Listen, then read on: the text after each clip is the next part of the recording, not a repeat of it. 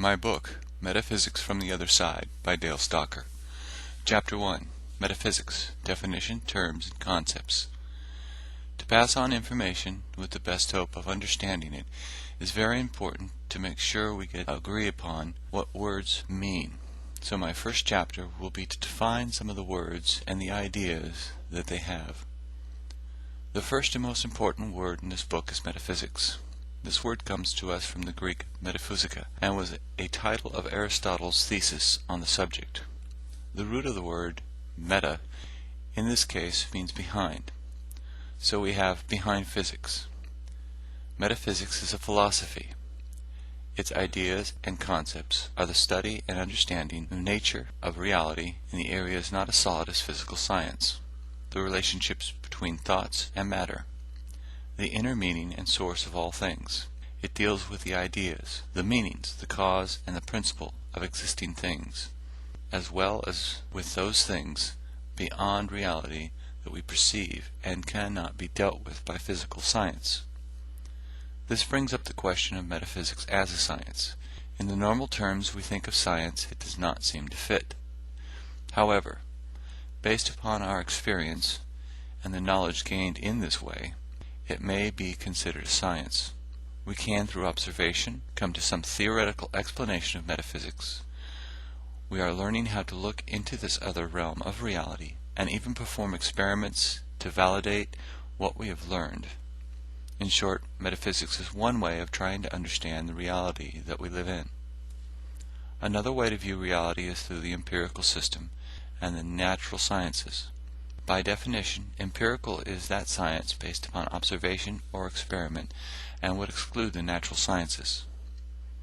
Those who do are the ones that want to limit the concepts, as I have said before, by closing the door to metaphysics. There is no reason that the two of these views cannot both be valid as they pertain to different parts of our concepts of the universe. Nevertheless, as in most sciences, they blend.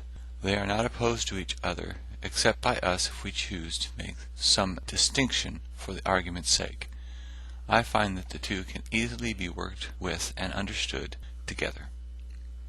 Philosophy plays a part in any view we have of our universe. We think of the universe and our relationship to it in some way, be it pure science or some religion. If we go the way of pure science, we run into some very troubling areas. If you have studied physics, you may be familiar with the words determinism and aspects of quantum theory. I would like to define these and give some background concepts for clarification.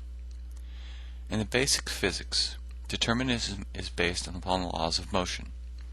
The concept that if a position and the velocity of a particle are known at an instant of time, then the fundamental laws describing the interaction of these particles with one another can be used to calculate in precise detail the behavior of the particles in all past, present, and future times. If this was the only thing that created our universe, then at its conception all things would already be predetermined. As an example, think of a computer program that runs the same calculations on a set of numbers.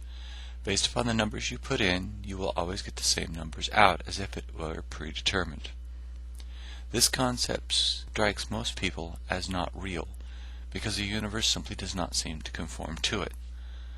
Notice the if in the statement above, because it does not seem to be what happens in all cases of the physical universe. We know there is more, and that brings us to quantum physics. The stated and main idea of quantum physics is that radiated energy is transmitted in the form of discrete units. But what concerns us in this discussion are the ideas about probability that seems to apply to certain aspects of moving particles. So I will go into some of these ideas for a basic understanding. In trying to understand our universe, we look for what it is made of. In the simplest form, we understand different types of matter. In addition to the parts that make up matter itself, from atoms and molecules, protons, neutrons, electrons, and even further down to subatomic particles. The discovery of electromagnetic waves and the part they play from light to an entire spectrum. In quantum physics, a theory came into being that light could be a particle and it did seem to in fact have some of these properties of matter. This particle they called the photon. Now we have a particle that acts like a wave, and it was discovered that it was not restricted to the photon. Other particles of what we consider strictly matter also act like waves when in motion. You may be familiar with Einstein's equation, E equals mc squared. This shows the relationship. Therefore, we can now look at matter as energy and energy as matter.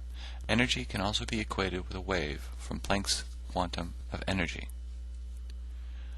These discoveries led to experiments to find out more about the wave properties of matter. By sending a beam of electrons through a small slit and hitting a screen to be counted, this came out to be equal to the square of the wave function as a wave would, where about 50% of the electrons hit center and the rest distributed out. But what happens when we send a single electron through? It cannot be predicted as to where it will hit. It can only be asserted that 50% of the time it will hit center, and the others will be distributed and scattered as part of the square of the wave function we see as if many had went through before. What this comes down to as an uncertain factor is termed probability. This gives us at least one way out of the dilemma of determinism. This aspect of probability has led science to some very unusual theories. A short explanation of one of these theories is that in any condition that an event could occur, it did occur. What this infers to is that there is a universe for each of the outcomes that involve a consequence of new universes for every probable event. For anyone that has trouble with the concept of metaphysics, here is some really deep thinking to contemplate. I will be going into this later in the book, and just wanted some part of this concept explained. This explanation is very short and condensed as compared to the full complexity of quantum theory, but it is not the primary purpose of this book. Now that we have looked at a bit of the way science looks at our universe, I will discuss reality. By definition, reality is 1. The quality or state of being actual or true. 2. One that exists objectively. By this we may ask, what is the difference between reality and the universe? For the definition within this book, I would add the word perception. We perceive what reality is, and the perception is individual. I make this statement because the words actual or true. What is actual? What is true? This is why we each have a personal reality, because what we perceive as actual or true is based upon our beliefs. So is there absolute truth? Of course there is, by the sheer fact of our existence and the ability to ask. Can we know the absolute truth is a better question. I will not present what is absolute truth in this book because I will not assert that I know it all. I can and will explain what I know so far and what we are capable of knowing in this reality. We perceive this reality through consciousness, the self of what we say we are when we refer to I. I would break this down even a bit more by saying that our consciousness views reality, our physical world, through the ego. I place this closer to our personality, that part of us fully grounded in three-dimensional physical reality. I make this distinction so I can define consciousness. By definition, consciousness is having awareness of one's environment and one's own existence. We know there are different levels of consciousness within us, and I would state that there are different consciousnesses that we are not familiar with at all. The conscious of a spider or a fly would be totally alien to us. What we can say is that the conscious mind interprets reality. The ego is that part of us that we perceive as our personality, and it is that part of us mainly deals with the interaction with the physical world. It is our focus in this reality, and by definition, we have one. The self as distinct from all others. 2. In psychoanalysis, the part of the psyche that is conscious controls thought and behavior, and is most in touch with external reality. Looking at the first part of the definition, I would regard this as part of what we consider the self to be beyond just the ego. This is what many would call our soul or spirit, and what I term as our essence. this being the metaphysical counterpart of us, the source and validity of what manifests in this reality through the body. In the second part of the definition for ego, we come to the psychological aspect of our being. It limits the ego to conscious activity, where the self of what we are does not cease to exist when we are unconscious. As for the ego controlling thought, I do not think so. It is composed of our thoughts, but the thoughts themselves create the ego. We are not our thoughts on a deeper level, though they do form the personality and the way in which we look at our world.